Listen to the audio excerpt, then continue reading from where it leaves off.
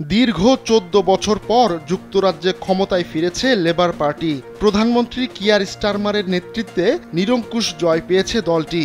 জয়ের পর দায়িত্ব নিয়েই নতুন মন্ত্রিসভা গঠনের কাজ করছেন প্রধানমন্ত্রী কিয়ার স্টারমার। নতুন মন্ত্রিসভায় আইন ও বিচার মন্ত্রণালয়ে প্রথমবারের মতো দায়িত্ব পেয়েছেন একজন মুসলিম নারী। ফক্স নিউজের এক প্রতিবেদনে এ তথ্য জানা গেছে।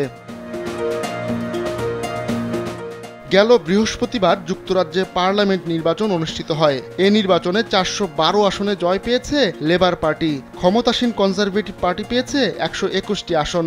এককভাবে সংখ্যাগরিষ্ঠতার জন্য ৩২৬টি আসন প্রয়োজন। সেই হিসাবে লেবার পার্টি খুব ভালোভাবেই তা উতরে গেছে। যমুনা রেফ্রিজারেটর, খাবার ফ্রেশ তো লাইফ জম্পেশ। নির্বাচনে জিতে শুক্রবার থেকেই প্রধানমন্ত্রী হিসেবে দায়িত্ব পালন শুরু করেছেন কিয়ার স্টারমার। এরপরই মন্ত্রিসভার সদস্যদের নাম ঘোষণা শুরু করেন ব্রিটিশ প্রধানমন্ত্রী। তার মন্ত্রিসভায় আইন ও বিচার মন্ত্রণালয়ের দায়িত্ব দেওয়া হয়েছে শাবানা মাহমুদ নামে এক মুসলিম নারীকে। তিনি যুক্তরাজ্যের প্রথম মুসলিম নারী যিনি বিচারমন্ত্রী হয়েছেন। শাবানার জন্ম বার্মিংহামে। তিনি পাকিস্তান শাসিত আজাদ কাশ্মীর বংশোদ্ভূত। তার বাবা মা কাশ্মীরের মিরপুরের বাসিন্দা ছিলেন। ১৯৮১ থেকে ১৯৮৬ সাল পর্যন্ত সৌদি আরবের তায়েফে কাটিয়েছেন শাবানা। প্রথম অব্রিটিশ মুসলিম নারী হিসেবে ২০১০ সালে হাউস অব কমন্সে নির্বাচিত হন শাবানা। একই বছর বাংলাদেশি বংশোদ্ভূত রুশনার আলী ও পাকিস্তানি বংশোদ্ভূত ইয়াসমিন কুরেশি সংসদ সদস্য নির্বাচিত হয়েছিলেন।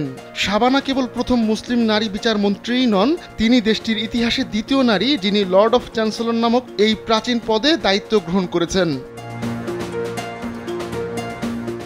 শাবানা এর আগে যুক্তরাজ্যের স্বরাষ্ট্র ও অর্থ মন্ত্রণালয়ের ছায়ামন্ত্রী হিসেবে দায়িত্ব পালন করেছেন।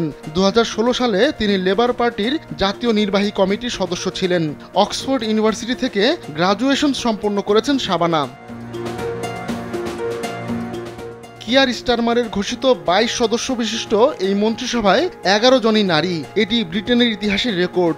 দেশটির ইতিহাসে কখনোই মন্ত্রিসভার অর্ধেক সদস্য নারী ছিল না। এমনকি এর আগে কখনো কোনো নারী দেশটির অর্থমন্ত্রী তথা চ্যান্সেলর অফ এক্সচেকার হিসেবে দায়িত্ব পালন করেননি। সেই বিবেচনায় কিয়ার স্টারমার তার মন্ত্রিসভায় বেশ নতুনত্ব এনেছেন। আহমদুল্লাহ শিকদার, কালবেলা ডেস্ক।